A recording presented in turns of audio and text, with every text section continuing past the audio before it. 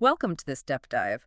We are heading to Taipei today, but we're going far beyond the usual tourist trails. We are. We're going to be peeling back the layers of the Shilin district. Now, for most people, Shilin just means the night market, maybe the big gardens at the official residence. Right, the main attraction. But our source material shows it as this incredible nexus of, well, historical contradiction and some really hidden complexity. That's absolutely right. And even Shilin's name tells the story.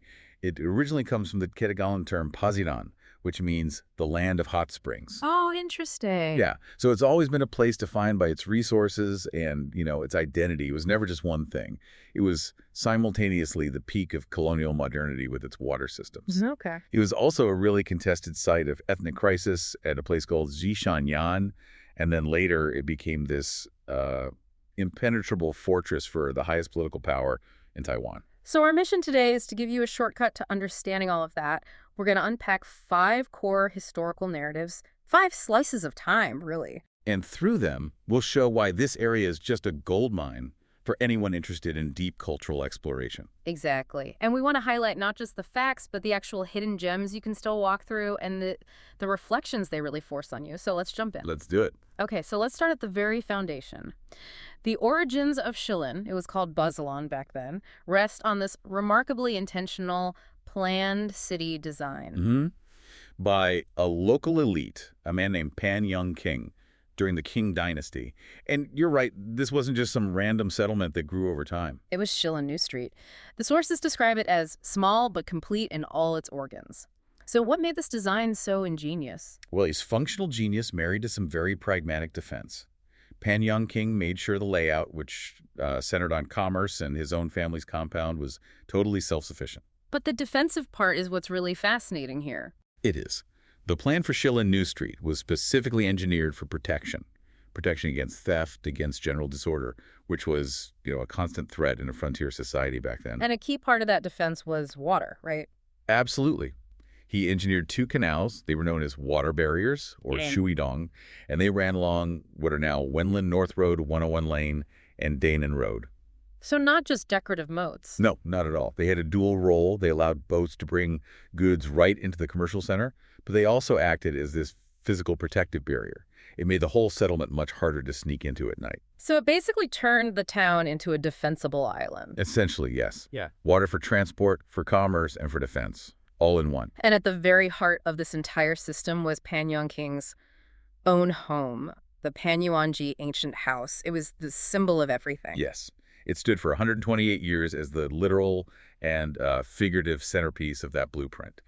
But this is where the story pivots to a modern tragedy. That house, even though it was designated a municipal monument, was improperly partially demolished around 2017. And this sounds like a story we hear all over the world, the classic clash between preservation and development.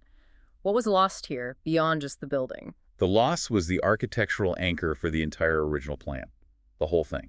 And it wasn't destroyed by war or disaster, but by internal disputes among the Pan family. Over inheritance and redevelopment. Exactly. The desire to sell the land for a high-rise building. And this really raises an important question for you, the listener. How vulnerable are these essential historical artifacts to family conflict and, modern urban pressure? It shows just how fragile physical history can be when faced with a big economic incentive. It really does. So if you visit today, the deep dive isn't about seeing some perfectly preserved building. It's about searching for that residual image and regret. Precisely. Your hidden gem is to trace those forgotten paths. Just walk along the slight curve of Danan Road and Wenlin North Road, 101 Lane. And you're physically walking the outlines of those canals that have been filled in. You are. It turns a simple street walk into this kind of historical reckoning, imagining the trade and the protection those waterways once gave. Okay, let's move forward now. A couple centuries later, we're shifting from traditional water defense to cutting-edge modern water infrastructure. And this is where it gets really interesting. During the Japanese colonial era, Shilin became this showcase for modern engineering. The prime example is the Grass Mountain water system, built between 1928 and 1932. And this was built to cope with the massive population boom happening in Taipei City. So what was so special about it? What's fascinating is that the system was famous for its technical excellence because of its simplicity. Simplicity. Yeah. The source water came from these pristine, high-elevation springs on Yangmingshan, and because of the area's geology, the water was exceptionally clean. It was naturally filtered. So what did that purity mean in terms of technical advantages? What did they get to avoid? They avoided the need for huge, complicated filtration plants, the kind you see in other cities. They didn't need extensive chemical treatments of these large settling basins to get rid of sediment. Wow.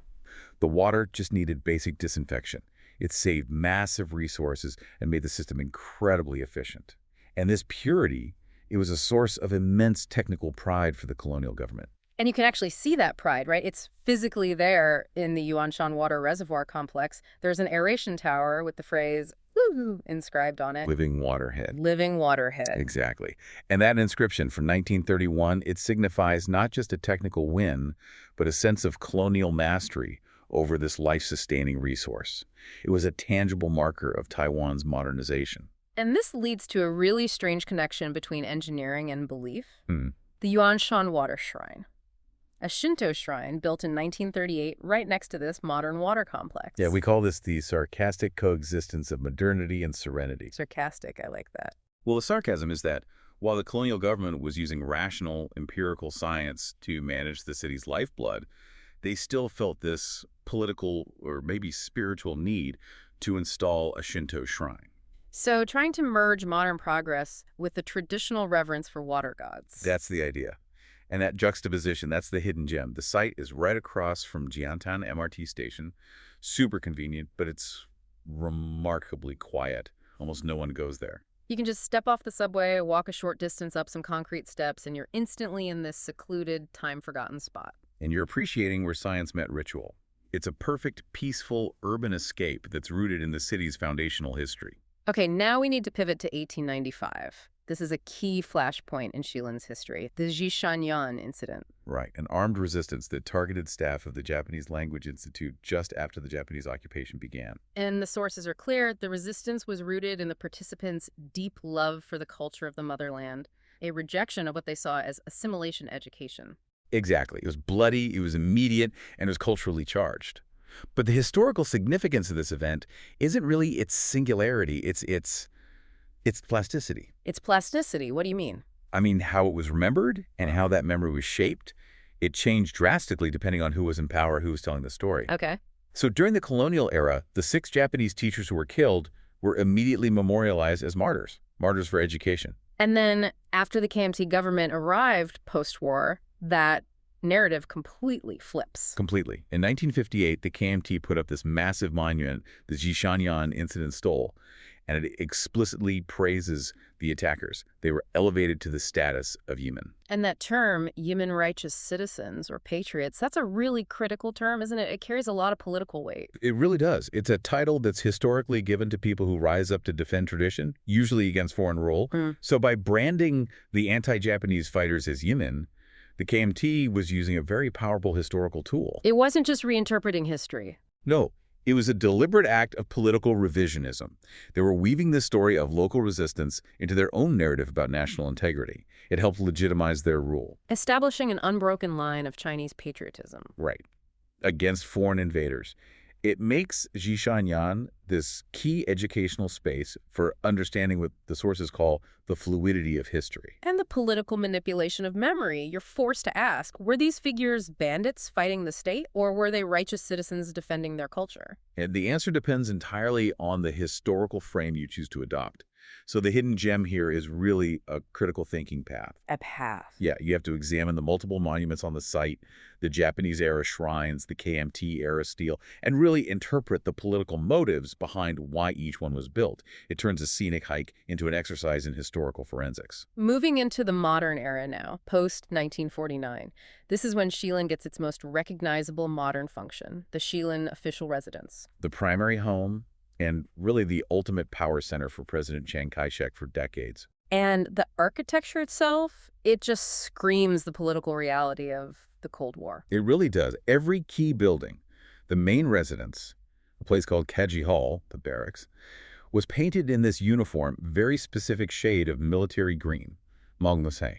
And that camouflage wasn't just an aesthetic choice, it was functional. Absolutely. The green blended the whole complex into the surrounding mountains and trees. It offered vital protection against potential aerial surveillance or even attack during a period of really intense Cold War anxiety. So the color itself visually represents that political solitude, the security-driven isolation of the island's top ruler. It's the epitome of authoritarian closure and defense. 4 decades of that intense military control with almost no human interference led to one of the most unexpected outcomes. A fantastic irony. The complex inadvertently created an urban ecological enclave. It's amazing, isn't it? While access was restricted to seal in political power, the land itself just thrived. The lack of urban development protected old-growth foliage and created these unique habitats. The sources mention it became a sanctuary for birds and native plants that had disappeared from other parts of Taipei. A crucial one, yeah. And so the opening of the site in 1996 marked this monumental shift from authoritarian isolation to democratic public openness. So for a visitor today, where should the focus be?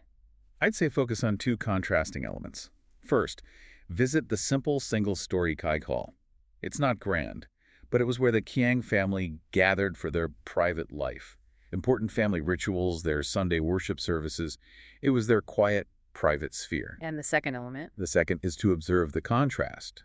You walk past those old green barracks, and then you look at a thriving, unmanaged ecology all around them. You're literally standing at the intersection of intended defense and unintended natural protection. We've covered the defensive canals of the Qing Dynasty, the hyper-modern water system of the colonial era. But up in the Yangmingshan foothills, there is another epic water story. The Pingding ancient canal system, Pingding. This is the 3rd pillar of Shilin's water history. And this system, it's made up of the ancient canal, the new canal, and the Dengfeng Canal. It's just a magnificent testament to the resilience of the early settlers. It is. It represents what we call survival-based water conservancy. And it exists in this perpetual dialogue with the modernity-based colonial system we talked about earlier. What's the real difference in scale and purpose between those 2 parallel systems? Well, the colonial system was massive, it was centralized, and it was designed for urban consumption, for city growth. The ancient canals were the opposite, decentralized, built by hand with simple tools, and designed purely for agricultural survival. Just to sustain rice paddies. Exactly. It represents the sheer, grueling engineering effort, chiseling waterways into the mountainside. And they relied entirely on gravity and local knowledge. And it's not a ruin. This system is still functional today. It absolutely is. It irrigates farms. It maintains these unique landscapes like the multicolored terraced fields. It's a living fossil of local self-reliance. It just shows this enduring practical wisdom. For the traveler, this is a beautiful physical experience. The Pingding Ancient Canal Trail is known as a summer secret escape. Because of that constant cool water flow, the path is like a green tunnel, offering a real escape from the city heat. And the hidden gem experience is walking along that path where the water runs right next to you or even underneath the trail. Yeah. You're connecting directly to Taiwan's deep agricultural history. You're appreciating this continuous self-sufficient flow of water that settlers engineered out of pure necessity centuries ago. It's a pure, non-commercial experience of authentic resilience. So when you look back at Shilin, you realize its true power, its story, comes from all these tensions. It really does. It presents these 5 core contradictions.